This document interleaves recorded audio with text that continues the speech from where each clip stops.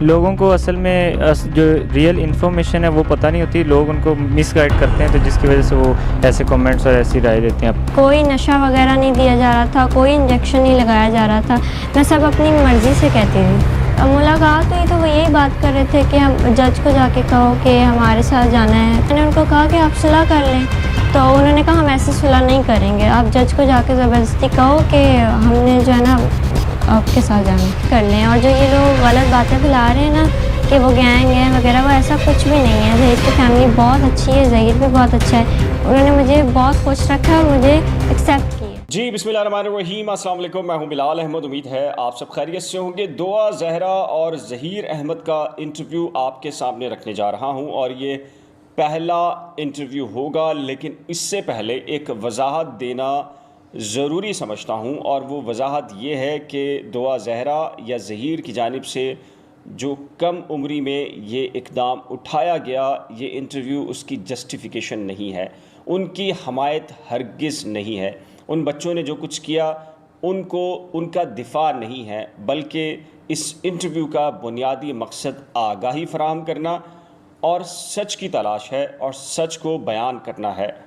آئیے اس انٹرویو کو آپ خود سن لیجئے، اور پھر فیصلہ آپ نے خود کرنا ہے کہ کون سچ کہہ رہا ہے اور حقیقت کیا ہے. آپ اس انٹرویو کو مکمل سننے کے بعد اپنی یہی قیمتی رائے کہ آپ محسوس کیا کرتے ہیں نیچے ضرور تحریر کیجیے گا، اور اس انٹرویو کو سنیں اور خود پھر فیصلہ کیجیے. آئیے جی، تو سب سے پہلے سوال کر لیتے ہیں ظہیر سے. ظہیر کے بارے میں چونکہ بہت زیادہ یہ کہا جا رہا تھا کہ ظہیر گینگ کا سربراہ ہے، ظہیر بہت بڑا کوئی گینگسٹر ہے، اور اس کے بارے میں بہت طرح طرح کی باتیں کی جا رہی تھی. تو سب سے پہلے آغاز ہی ظہیر سے کرتے ہیں، کیونکہ دعا نے تو عدالت میں پیش ہو کر پھر بھی کچھ کہا ہے، ظہیر نے کچھ نہیں کہا. تو ظہیر اپنے بارے میں کیا کہو گے آپ؟ اور ظہیر سے یہ بھی پوچھیں گے کہ ظہیر پہ چونکہ یہ بڑا الزام یہ تھا کہ وہ لو انکم کا ایک شخص ہے، نوجوان ہے، مالی ہے. تو ظہیر پہلے تو یہ بتاؤ کہ مالی ہو. میں نے recently F S C pre medical complete کی ہے پنجاب کالج سے، اور ساتھ ساتھ میں موبائل سیل پرچیز کا کام بھی کرتا ہوں، آئی فونس کے ریپیئر کروا کے سیل کرتا ہوں. تو اس میں 60-70 سے 80 تک میری انکم ہے منتھلی. اور لاہور میں سب جانتے ہوں گے حفیظ سینٹر مارکیٹ ہے، وہاں پہ میرا یہ چلتا ہے کام، سب جانتے ہیں مجھے وہاں پہ. اچھا ظہیر، یہ بتائیں کہ آپ کے بارے میں یقینی طور پر آپ جب روپوش تھے، آپ کو گرفتاریاں کی جا رہی تھیں اور چھاپے مارے جا رہے تھے، تو بہت سارے جو یوٹیوبرز سے وہ آپ کے بارے میں طرح طرح کی باتیں کر رہے تھے. تو کیا آپ ان سب کے یوٹیوبس دیکھ رہے تھے چینلز اور کمنٹ سیکشن پڑھ رہے تھے؟ تو آپ کی اپنی رائے کیا بن رہی تھی اس وقت؟ ہم یوٹیوب دیکھ رہے تھے اور آپ کی ویڈیوز بھی دیکھ رہے تھے، اور کامنٹس ہم دونوں مل کے پڑھ رہے تھے. لوگوں کو اصل میں جو ریئل انفارمیشن ہے وہ پتہ نہیں ہوتی، لوگ ان کو مس گائڈ کرتے ہیں، تو جس کی وجہ سے وہ ایسے کامنٹس اور ایسی رائے دیتے ہیں اپنی. ہم نے سب کی ویڈیوز دیکھی ہیں اور ساتھ ساتھ ان کو مانیٹر بھی کیا ہے، اور ہم دونوں تو ہنستے تھے کہ ایسے کامنٹس ایسا کچھ تو ہے ہی نہیں، تو لوگوں کے دیکھتے تھے ہم. اچھا ظہیر، یہ بتائیں کہ آپ چونکہ سامنے بھی نہیں آئے اور آپ کا کوئی بیان بھی نہیں آ رہا تھا، عدالت میں بھی نہیں آ رہا تھا، لوگ یہ کہہ رہے تھے کہ ظہیر گینگ کا کوئی بڑا سرغنہ ہے، تو آپ اپنا بیان دیے تھے، تو اس کی بنیادی وجہ کیا تھی؟ نہیں، اصل میں ایسا کوئی ایشو نہیں ہے. میرا یہ تھا کہ میں زیادہ ویسے بولتا نہیں ہوں، پر جو ہے نا مجھے کورٹ میں بھی جب بولنے کا موقع ملا میں بولا ہوں. اور جب میڈیا پہ اصل میں آنے کا ہمارا شروع سے یہ تھا کہ شروع میں ہمیں وکیل نے بولا کہ ایسے میڈیا پہ نہیں آنا، آپ نے کوئی غلط سٹیٹمنٹ نہ دے دیں آپ، اس وجہ سے. اور اب انشاءاللہ موقع ملا تو اب انشاءاللہ آگے بولتے رہیں گے. اچھا ظہیر، بہت سارے سوالات ہیں، لوگوں نے کمنٹ سیکشن میں طرح طرح کی باتیں کی ہیں. تو یہ بتائیں کہ آپ دونوں کی ملاقات یا رابطہ کہاں ہوا؟ پب جی پر آپ دونوں کی دوستی ہوئی، تو کیا معاملہ تھا، کیسے ہوئی تھی، تھوڑا سا اس کے بارے میں. دراصل ایسا تھا کہ اسٹارٹنگ میں ہم پب جی میں ملے تھے رینڈملی، تو اس کے بعد پھر بات چیت ہوتی رہی. تو 1-2 منتھ بعد اس کے گھر والوں نے شاید پب جی اس کی بند کر دی تھی. اس کے بعد پھر ہماری گیمز چینج ہو گئی، پھر چیٹنگ پہ بات آ گئی. ایسے ہمیں 3 سال اور 4 منتھس ہو گئے ہیں اب تک ریلیشن شپ میں. تو ایسے ہی. چلے جی، ظہیر سے تو بہت کچھ سوالات ہو گئے، اب باری ہے دعا زہرا کی. دعا، آپ کیا کہیں گی؟ آپ کے بارے میں بہت کچھ کہا گیا سوشل میڈیا پر کہ آپ کو انجیکشن لگائے جا رہے ہیں، آپ کو طرح طرح کی تشدد کیا جا رہا ہے، یہ دباؤ ہے آپ کے اوپر. تو اب آپ بتائیں، یہاں پر آپ اب آ چکی ہیں ہائی کورٹ سے بھی، لاہور ہائی کورٹ اور سندھ ہائی کورٹ سے بھی، تو اب آپ تھوڑا سا لوگوں کو بتائیں کہ آپ کیا سمجھتی ہیں، کیا آپ کے ساتھ جو کچھ لوگوں کی طرف سے کہا گیا وہ ہوتا رہا یا نہیں؟ پہلی بات تو میں بالکل ٹھیک ہوں، اور میں جو کہتی تھی وہ اپنی مرضی سے کہتی تھی. کوئی نشہ وغیرہ نہیں دیا جا رہا تھا، کوئی انجیکشن نہیں لگایا جا رہا تھا، میں سب اپنی مرضی سے کہتی تھی. اچھا دعا، کیا آپ ظہیر سے پہلے ملی تھیں یا پھر جب آپ لاہور گئیں تبھی آپ نے ظہیر کو دیکھا تھا؟ سچ بتائیے گا. میں جب گئی ہوں لاہور تو فرسٹ ٹائم ہی ملی ہوں. اچھا، الزام آپ پر یہ تھا دعا کہ جب آپ عدالت میں پیش ہوئیں تو کوئی آپ کو ہینڈ فری کے تھرو جو ہے وہ انسٹرکشن دے رہا تھا، تو اس میں کیا حقیقت ہے؟ ایسا کچھ بھی نہیں ہے، میں نے سب اپنی مرضی سے کہا تھا، اور میرے کان میں کچھ بھی کوئی ایئر پوڈز وغیرہ کچھ بھی نہیں لگے ہوئے تھے. دوپٹہ میں نے اس لیے کیا تھا کیونکہ مجھے پسند ہے، اب مجھے کرنا پسند ہے، تو میں نے اپنی مرضی سے دوپٹہ نقاب وغیرہ کیا ہوا تھا. اچھا دعا، یہ بتائیں کہ آپ کے پیرنٹس کے حوالے سے کہا گیا ہے کہ جب سندھ ہائی کورٹ میں ملاقات ہوئی تو آپ کی والدہ اور والد محترم نے باہر آ کر یہ کہا کہ آپ جج صاحب کو یہ بتانا چاہتی تھیں کہ آپ والدین کے ساتھ جانا چاہتی ہیں، لیکن پولیس آپ کو زبردستی اپنے ساتھ لے گئی، تو اس میں کتنی حقیقت ہے؟ نہیں، میں نے ان سے ایسی کوئی بات نہیں کی. انہوں نے خود جج کو جا کے جھوٹ بولا کہ وہ یہ بول رہی ہے، لیکن میں نے تو ان سے ملاقات ہوئی تو وہ یہی بات کر رہے تھے کہ ہم جج کو جا کے کہو کہ ہمارے ساتھ جانا ہے. تو میں نے ان کو اس بات کا انکار کیا کہ میں نے نہیں جانا. تو پھر میں نے ان کو کہا کہ آپ صلح کر لیں. تو انہوں نے کہا ہم ایسے صلح نہیں کریں گے، آپ جج کو جا کے زبردستی کہو کہ ہم نے جو ہے نا آپ کے ساتھ جانا. تو پھر میں نے انکار کر دیا، تو پھر میں وہاں سے چلی گئی تھی، پر انہوں نے پھر جج کو جا کے جھوٹ بولا خود ہی. اچھا دعا، آپ کے اوپر الزام بھی تھا اور بہت سارے یوٹیوبرز بھی یہ کہہ رہے تھے کہ آپ کو جو رکھا ہوا ہے ظہیر نے اور ظہیر گینگ نے، تو آپ کو نشہ دیا جا رہا تھا، تو ان کے بارے میں آپ کیا کہیں گی؟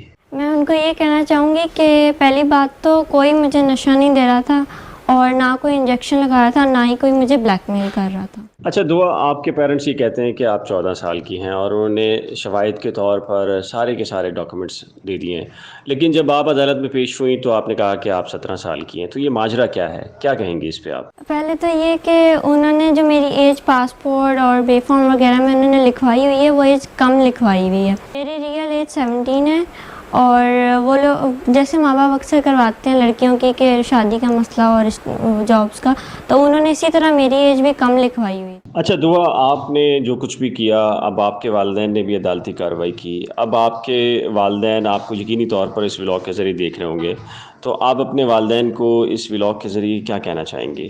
میں ان سے یہ کہنا چاہتی ہوں کہ ہم نے اسلام کے مطابق شادی کی ہے، ٹھیک ہے. وہ اگر مانتے ہیں کہ مجھ سے غلطی ہوئی ہے تو میں ان کو سوری بھی کہتی ہوں. بس میں یہ چاہتی ہوں کہ وہ اپنا دل بڑا کریں اور مجھے اور ظہیر کو ایکسیپٹ کریں. میں مانتی ہوں وہ بھی تکلیف سے گزرے ہیں، میں بھی گزر رہی ہوں، بس وہ اپنا دل بڑا کر کے مجھے اور ظہیر کو ایکسیپٹ کر لیں. اور جو یہ لوگ غلط باتیں پھیلا رہے ہیں نا کہ وہ گینگ ہے وغیرہ، وہ ایسا کچھ بھی نہیں ہے. ظہیر کی فیملی بہت اچھی ہے، ظہیر بھی بہت اچھا ہے، انہوں نے مجھے بہت خوش رکھا ہے اور مجھے ایکسیپٹ کی ہے. اچھا دعا، آپ کے بارے میں یہ کہا جا رہا ہے کہ یہ ہو ہی نہیں سکتا اور کوئی اس بات کو تسلیم کرنے کے لیے آج کے دور میں تیار نہیں ہے کہ آپ اکیلی کراچی سے ایک ٹیکسی میں لاہور تک پہنچ گئیں. یہ کیسے ممکن ہوا؟ کون تھا آپ کے ساتھ اور اکیلے آپ کیسے پہنچ گئیں؟ یہ کوئی یقین نہیں کر رہا اس بات کو، تو آپ ذرا سچ بتائیں کہ کیا حقیقت کیا ہے؟ سب سے بڑی بات تو یہ کہ ظہیر کو اور ظہیر کی فیملی میں سے کسی کو بھی یہ پتہ نہیں تھا کہ میں اس طرح آ رہی ہوں، اور میں خود ہی آئی ہوں اکیلی.